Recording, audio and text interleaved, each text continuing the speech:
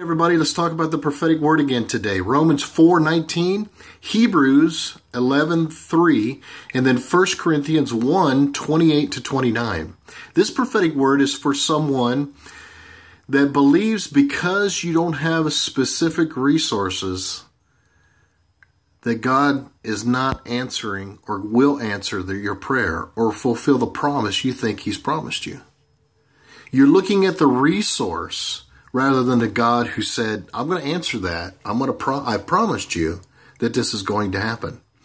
He's saying that you're looking more to the signs of the reality of that being done rather than the person that will do it. And I'm going to show you an example of people that actually focused on the person, the God that said that they would do it. And that's what you need to do, listening to this video. Romans 4:19, and not being weak in faith, Abraham did not consider his own body already dead, since he was about 100 years old, and the deadness of Sarah's womb. He wasn't even focused on that. He was too old to have a child, and so was she. They were way past the age of childbearing. And the Lord came to them and said, this is what will happen.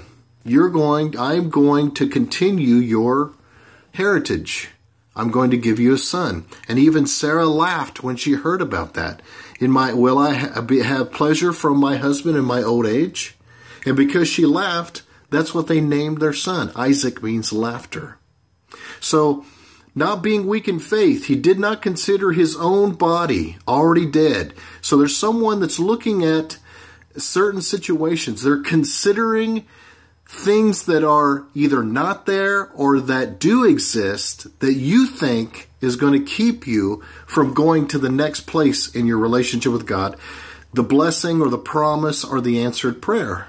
You think because of those things existing or the lack thereof, it's not going to happen. And God is telling you right now, stop looking at those things and focus on Him.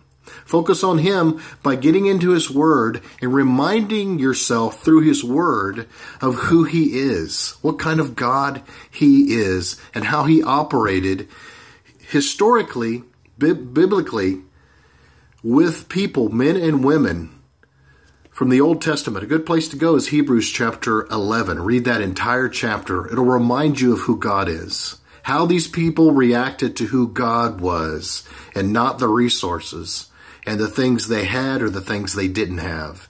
You're focusing on the things that you do have or don't have, and God is saying, don't do that. Focus on me. How do you focus on me? Get into the Word of God to be reminded of who I am. Focus on me. Hebrews 11:3 says, by faith we understand that the worlds were framed by the Word of God, so that the things which were seen were not made of the things which are visible. So God's going to answer that prayer or fulfill that promise in your life in the same way. He does not want you to focus on what's there or not there, because He's going to take from something that it completely does not exist right now and answer that. And we'll see why He does that. And that's exactly what He did with the earth. When you look at the skies, when you look at the ground, the dirt and the rain and the clouds today, when you hear all these different sounds, birds and stuff that's happening in the world, He spoke that into existence. When you see the sun and the moon and the stars, He didn't take from someplace else and mold those things in the sky and on the earth. He spoke them into existence. And that's what He's going to do in your situation. He's going to take from something that wasn't in your life and bring it to your life, thus fulfilling a promise and answering a prayer. 1 Corinthians 1:28 and 29 says, and the base things of the world, and the things which are despised God has chosen, and the things which are not, to bring to nothing the things that are. The reason why He takes from something that doesn't exist in your life is so He can shut the mouth of those who brag about what they have, first of all, and then also receive the glory. Because He goes on to say that no flesh should glory in His presence. And the base things of the world and the things which are despised God has chosen. And the things that which are not, To bring to nothing the things that are. To bring to nothing the things that are. First. And then that no flesh should glory in his presence. That's the reason why he's doing it. He's trying to bear witness to who he is. And he wants us to always remember and be encouraged with who he is. Not what he gives us, not the necessary promise, but the promise giver.